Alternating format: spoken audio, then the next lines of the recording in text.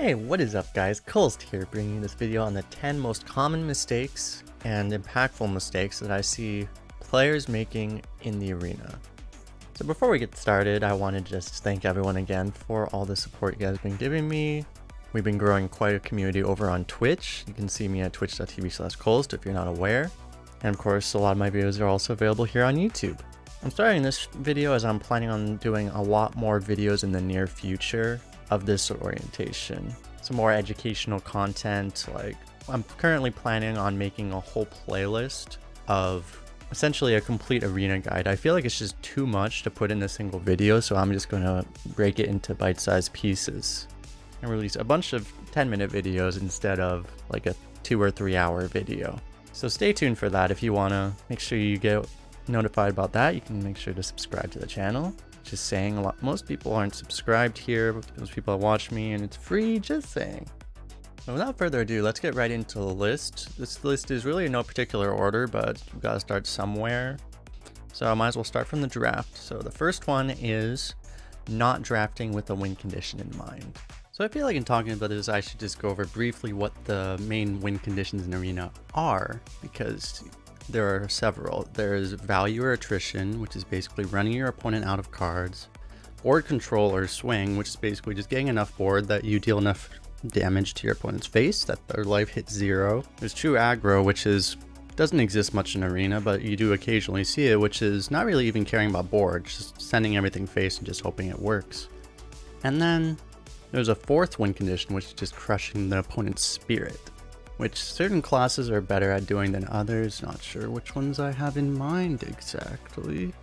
And then there's another one, which is mid-range, which basically means you're kind of in the middle of everything, and depending on the game, depending on what opponent you run into, you can basically try for any of the other win conditions. So what you want to make sure you're doing at some point in the draft is usually somewhere in the second half of the draft, maybe around pick 20, 15 or 20. You want to make sure you're thinking about, as the deck's coming together, how your deck actually wins, and make sure your later picks in the draft are influenced by that. For example, if your deck looks very aggressive, don't pick a lot of minions that have really low attack. This is something that people don't actually think about a lot. You don't want always the snapshots, you want stuff that actually deals damage in an aggressive deck. And if your deck doesn't seem like it has a win condition, you might need to try something cheesy. That might mean going full aggro, that might mean just picking every big card and hoping it works and hoping you can at least win through attrition that way, right? It's not a great strategy, but if you have, it's better than having no strategy. So I think that sums up that. Next is a somewhat related point, which is not playing for the right win condition or even any win condition. This basically just means, related to the last point, you're going to have a deck which you should have a pretty good idea of what your win condition is generally going to be. Depending on how you draw in any given game, that might change. Sometimes you have a really slow deck, but you just get an aggro draw. You want to play like an aggro deck sometimes in that situation, right? And a really common extension of this is, if you have a more aggressive deck, you most likely don't want to be doing just a whole bunch of trading. You want to be pushing damage, especially if you're against a clearly more defensive and slower deck. You want to make sure you're actually going for the aggressive win condition there. So just make sure you're always keeping that stuff in mind.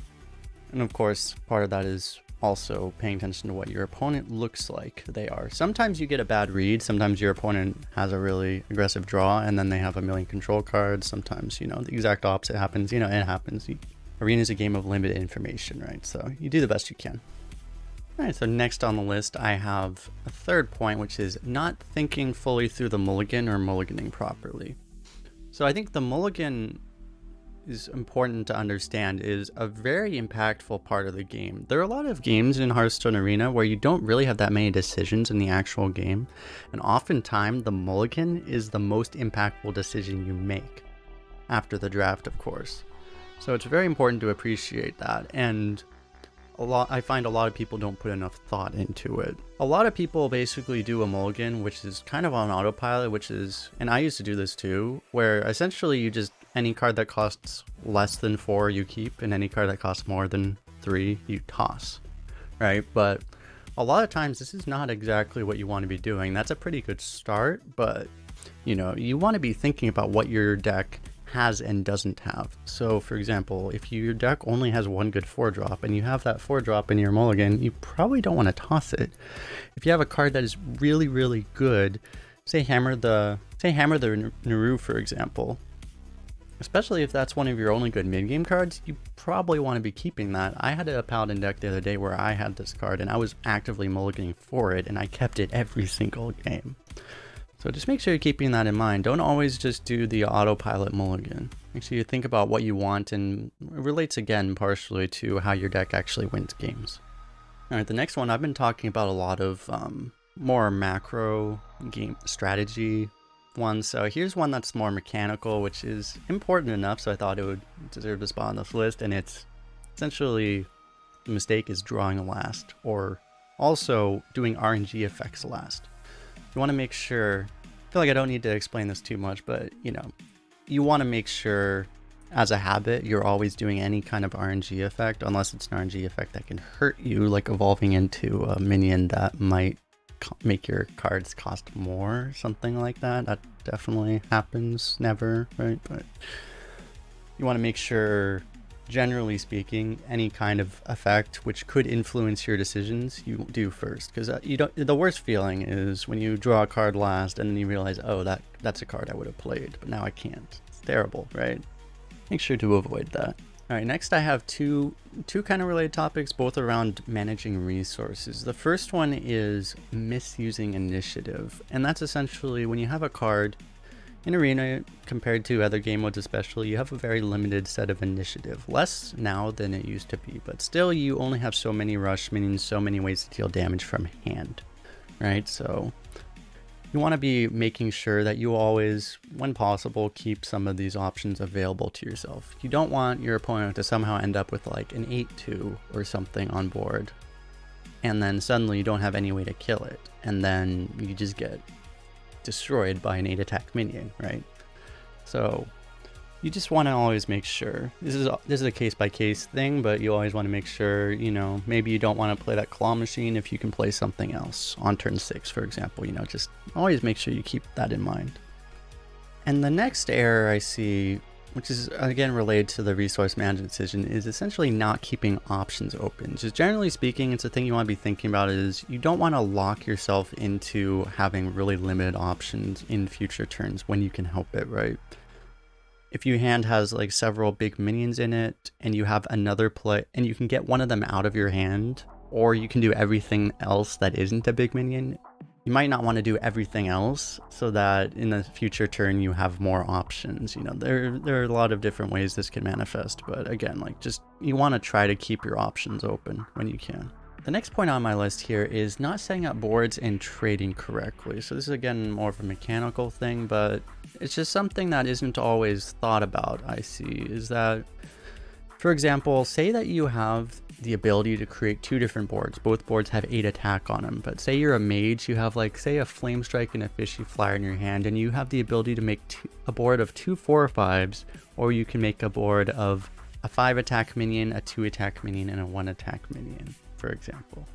If you have the 5-attack, 2, and 1-attack minion, that adds up to 8, just like 4 + 4, but you just have the ability to, no matter what your opponent throws at you, you can make a much more efficient trade. And again, you have the ability to deal 4 damage out of hand, right? This is also something you need to be thinking about.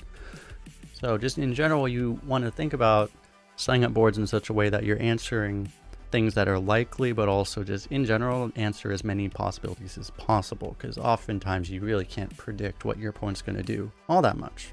And so the next mistake I see is not planning future turns well enough. So I guess I'll just use an example here. Like, say it's turn 6, you have a hand with 2 3-drops, a 4-drop, and a 5-drop, for instance, and you think, well, 3 + 3 is 6, right? So that's really good. But then you have to think, wait a second, next turn I have 7 mana and I'm gonna have a 4-drop and a 5-drop. That leaves me wasting several mana next turn. Depends on what your hero power is. Maybe that's okay, maybe 5 in hero power is fine, but maybe it's not. And if you did like the 5-drop, yeah, it might be slightly less mana efficient this turn, but then you could play a 3 and a 4-drop next turn, and that might just be better. Obviously it's gonna depend on the matchup and a lot of other things, but it's just something you definitely want to be keeping in mind, because this is very important. I guess I should mention, especially with Shaman, Overload makes this stuff a lot more complicated too, so it just makes it even more important to keep that in mind. And closing towards the end of this list, the second to last thing I have is not playing around cards.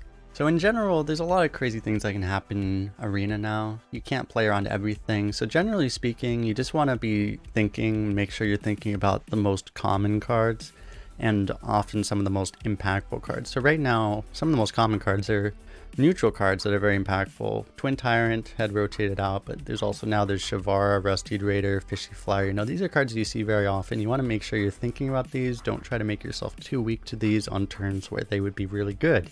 And obviously every class has their own class cards, so you have to think about this. If you wanted to, you could go through HS Replay and just literally sort by most common cards, look at the strong cards, and just really see exactly, like, you know, these are the cards you want to be paying attention to. And that's, I can't really list all of them here, but that's how a way you could go about doing that.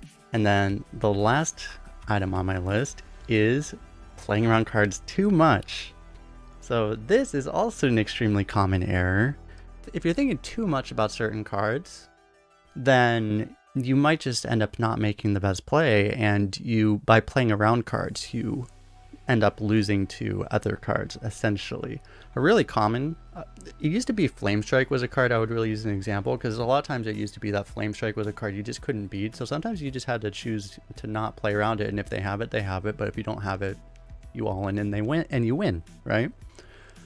But now a really common card I actually see people make this mistake with is Brawl. Brawl is a pretty uncommon card, but it's a card that I think because of Constructed, a lot of people are really terrified of. It's only in like 10% of decks, something like that. So odds of people actually having this card is extremely low. It's a card I almost never play around. People ask me, don't you care about Brawl? And I'm like, not really, no, because it's so uncommon. So you don't want to like lose to them playing a Troublemaker 3 turns later because you're worried about a turn 5 Brawl that they almost certainly didn't have. They're like 4 times as likely, maybe even like 6 times as likely to have a Troublemaker, right? You really just can't beat everything, right? There's always going to be risk in Hearthstone, so make sure you're taking the right risks there. But anyway, that's my list. Thanks a lot for hanging out, everyone. I'm curious what you guys think, what you think I skipped or missed. I'm sure there are things I just forgot and should have put in this video but didn't. What would you guys put in? What kind of, there are a lot of topics in this video actually I want to make videos about, so if there's any topics that I brought up here or any other topics that you think you would like to see a video on, go ahead and comment it and it might happen. But yeah, anyway, if you liked the video, don't forget to like and subscribe. But that's it for me. Thanks a lot again. We'll see you guys next time.